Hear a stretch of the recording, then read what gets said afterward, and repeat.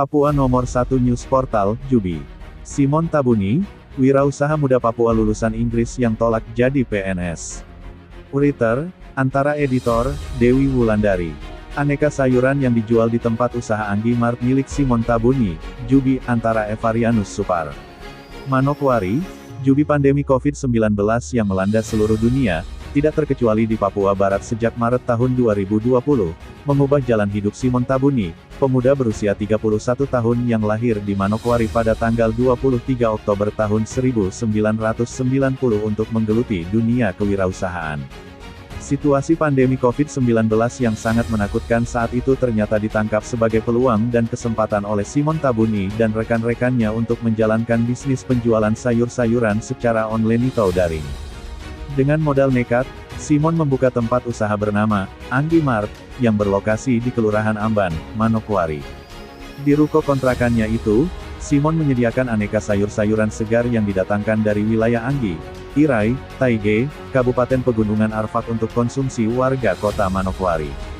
Kami menamakan tempat usaha ini Anggi Mart, salah satu nama tempat di Pegunungan Arfak karena hampir semua orang di Papua Barat mengenal itu daerah yang subur di mana sayur-sayuran segar tanpa pupuk melimpah di sana, ujar Simon Tabuni, saat ditemui di ruko tempat usahanya, Selasa, tanggal 24 Mei tahun 2022.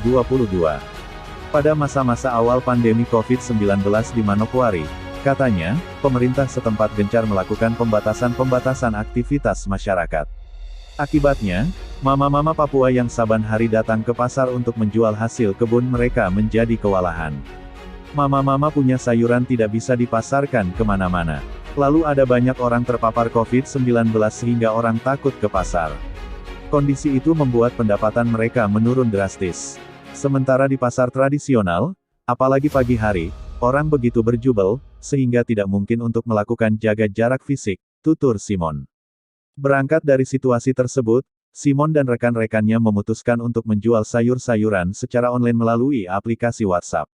Aneka sayuran seperti kentang, wortel, kol, sawi putih, daun bawang asal Pegunungan Arfak yang dikirim ke Manokwari maupun sayur-sayuran seperti kangkung, kacang panjang, sawi, buncis dan lainnya yang dihasilkan para petani di sekitar Manokwari langsung diantar ke tempat penampungan milik Simon dan rekan-rekannya.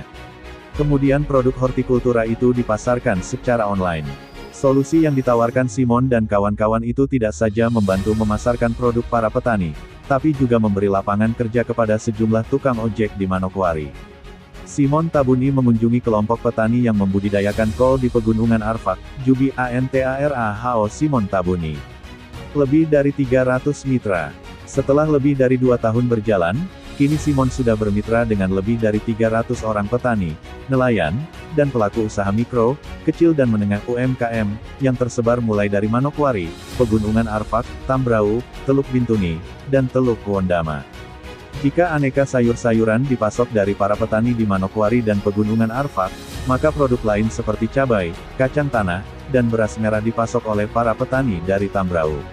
Sedangkan produk perikanan seperti udang, kepiting dan berbagai bahan olahannya, termasuk minyak pala dipasok oleh para nelayan dan petani dari Teluk Bintuni dan Teluk Wondama.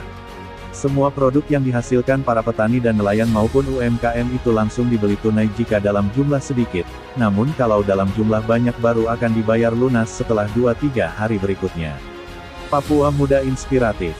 Ketekunan dan keseriusan Simon menggeluti dunia kewirausahaan serta pemberdayaan para petani di Manokwari dan sekitarnya rupanya mendapat perhatian dari Gracia Josapat Jobel Mambrasar atau yang lebih populer dengan nama Billy Mambrasar, salah satu staf khusus Presiden Joko Widodo. Melalui wadah bernama Gerakan Papua Muda Inspiratif, Simon ikut bergabung dengan barisan para pemuda-pemudi Papua yang mau